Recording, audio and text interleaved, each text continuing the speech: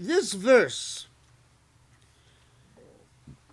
is telling the Prophet after the ultimatum was given and the wives that chose to stay with the Prophet stayed with the Prophet, is telling the Prophet that indeed when you deal within your household, you have discretion. Discretion, to put it simply, who you are intimate with, how often you are intimate with them. It's like saying this is a personal matter between you and your wives. Muslims were most Muslims have heard the hadith that directly contradict this verse, in which the Prophet supposedly declares that he's like a robot. He spends equal time with every wife on every occasion. When Allah speaks in this terms of this discretion, it's like saying it's between the Prophet and his wives, but out. You're not privy to their relationship, and you're not allowed to be privy to the relationship. Don't even talk about it. Did Muslims listen? No, they didn't.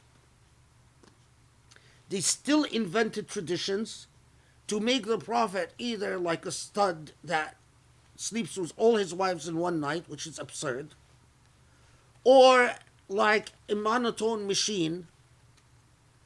These were affairs. A beacon of light cannot be, if he was living in our midst, we wouldn't be allowed to talk about how much time he spends with which wife or what happens in his household.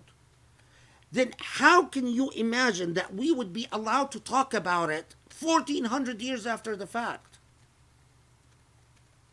Think about it, people.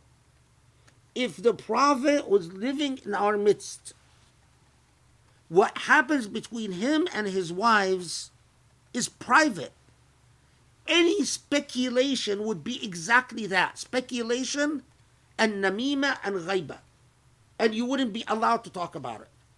But yet, Muslims, 1400 years after the fact, they think they're allowed to talk about it and speculate about it and have a crisis of faith because of it. These are not things within access. They're not related to the beacon of light. These are things between him and his wives. But look at the example of what we're saying, interpretations of light and interpretations of darkness.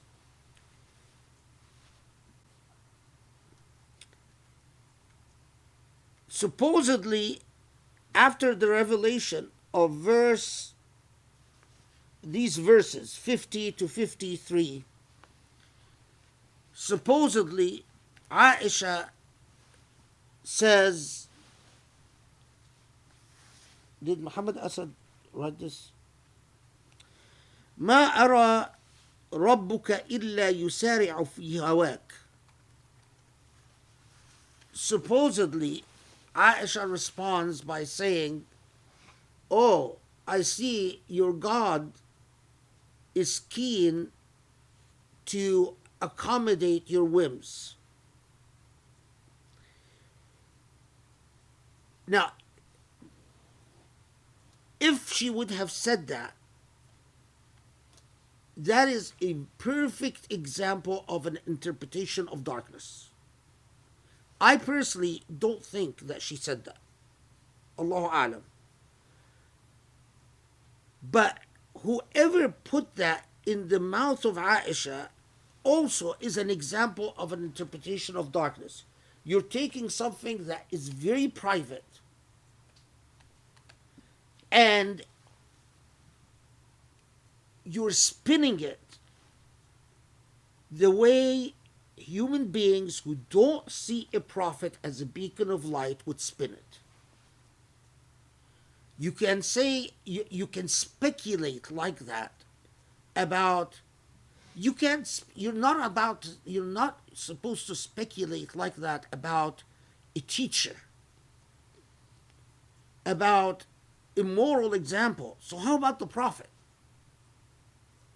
But this is precisely when you reflect on an Ahzab, and that Allah chose to tell us that the Prophet is a beacon of light and the last of the messengers in Surah Al-Ahzab, of all the surah, and you reflect upon, and then to begin it with the construction of reality, and to end it with the intellect, and you ask, why Allah?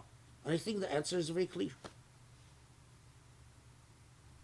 Because you are interpretive agents, and you are also moral agents. And if you are you are determined to look at the Prophet as a neutral beacon, nothing will change your mind. Your interpretive moves will reflect that choice. If you have a relationship with the Prophet and you know the Prophet to be a beacon of light, it will affect all your interpretive moves, all your choices as to how you construct reality and what reality you live in.